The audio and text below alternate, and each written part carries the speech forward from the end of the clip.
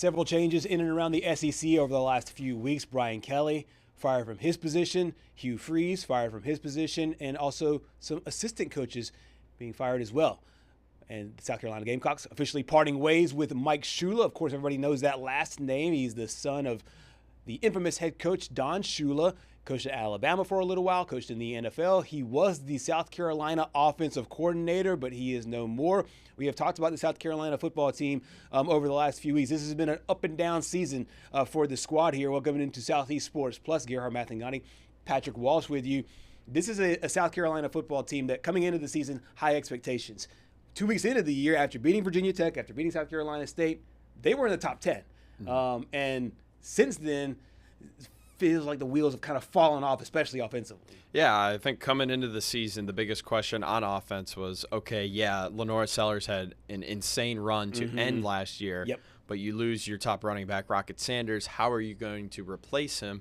They bring in Rasul Faison, expecting him to take on the role of Rocket Sanders, but I mean, so far this year, he just hasn't been able to repeat that production. South Carolina, under Mike Shula as offensive coordinator, last in the SEC in points per game, last in the SEC in rush yards per game, most notably against Missouri when they had -7 rushing yards and still managed to almost win the game. I mean, like, what are we doing? But it's just it was an unfortunate – it feels like a lost season for South Carolina, and especially with the playoff aspirations coming into the year. The schedule obviously did them no favors, but still you almost had – you had to do this if you're Shane Beamer, because then people would start calling for your job. Right. And I feel like this definitely bought him another year. Yeah, I think so too. This is now 4 losses in a row, 6 of their last 7. They're 3-6 on the season. But you mentioned it, there was not enough juice with the offense. They scored 14 points in a loss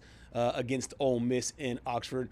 Scored 22 points against Alabama. That might be their best outing probably of the season, those 22 points. Scored only 7 against Oklahoma and only 10 against LSU. I know LSU at the time had a pretty good defense. Dropped 35 there on Kentucky, which makes Auburn's loss look even worse going into the year. And then 20 against Missouri, 20 against Vanderbilt at the beginning of the year. But you mentioned it. I think they had all the pieces coming into the season with Lenore Sellers coming back, and he had a really good offense. But this South Carolina offense just could not get anything going there, rolling offensively. You mentioned the schedule.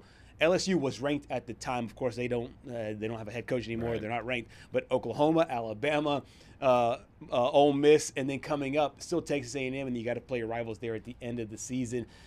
So do you think that this is more of a, hey, this offense wasn't firing as much, or hey, somebody had to go just because the change was needed because it's not working, kind of like what we saw at Auburn? I think it's a mix of both. I know South Carolina made the change, offensive line coach earlier in the year, and it just felt like as the season went on. I mean, Mike Shula is a great offensive mind. It just feels like he brought in Shula to be the offensive coordinator to call plays in the offseason. And he wanted to run a pro-style offense. And I just don't think that really fit Lenora Sellers, because it just feels like we haven't seen the Lenora Sellers that we saw last year. That's exactly right. We're not seeing that progression. And I think that's what you want to see out of all the, especially young, talented players. But I mean, keep in mind, this is a guy that was projected to be a top first round pick this year, and he just has not played like it at all. So I'd expect him. If I were Lenora Sellers, I would probably come back next year to at least the NCAA, maybe transfer, try to get a different look. But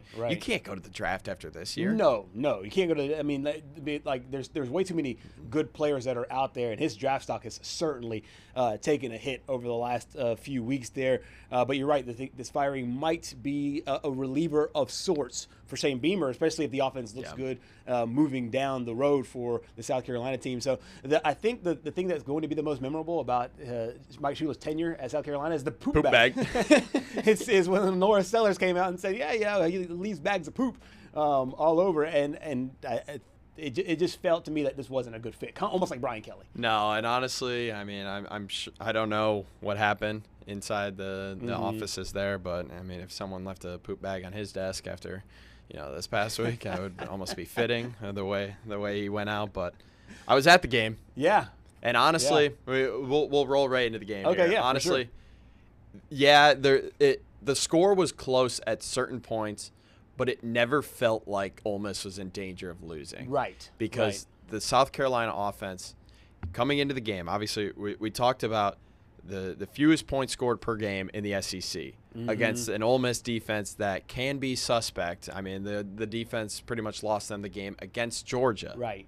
The fact that you got sacked 6 times, threw a couple of interceptions, but I think one of them was real late in the game. He was just trying to make something happen. It's the 6 sacks really shocks me because Lenore Sellers is a mobile quarterback, and it just looked like he just wasn't able to escape and get out in the open. I mean, Ole Miss gifted South Carolina 7 points early in the game on a muff punt. Yes, that's right. Yep. And then South Carolina gifted Ole Miss 7 punts on a muff punt later in the game. Yep. But outside of that, there was one 50-yard bomb to I don't remember who it was. I don't think it was Nick Harbor. They just couldn't get anything going against a defense that just hasn't been great this year. Yeah. And that's just a shocking thing for me and something that definitely had to change. Yeah, exactly. And so now we see the remnants of it. We'll see where they go from here. But this comes at a good time because you have a bye week to try to get yourselves, a little bit better before the stretch run towards the end of the season. There you see the schedule. It gets no easier as Texas A&M is next on deck, going to College Station, and then Coastal Carolina, the game right before their arch rival with the Clemson Tigers. Both teams just having a ridiculously bad year. Vis-a-vis their expectations going into this football season. We got a chance to hear from head coach Shane Beamer on the special teams and a lack of a running game. Yeah, disappointing. I mean, we made some on special teams, but that's not been like us. Again, give them credit. They made some plays there, and we've been really good at covering kicks, and not really sure what happened on that one that we let that ball get outside, but they made some plays. They got good players, and we've been a lot better than that on special teams. Need to be better. I mean, they're good up front. Those 2 tackles are a handful. The 2 guys in the middle, I mean, they're 2 of the better defensive tackles in this league. But we needed to, run the ball better than what we did. Had chance. We popped a couple runs in there and had some good things going, and we should have been able to run the ball a little bit better than what we did tonight.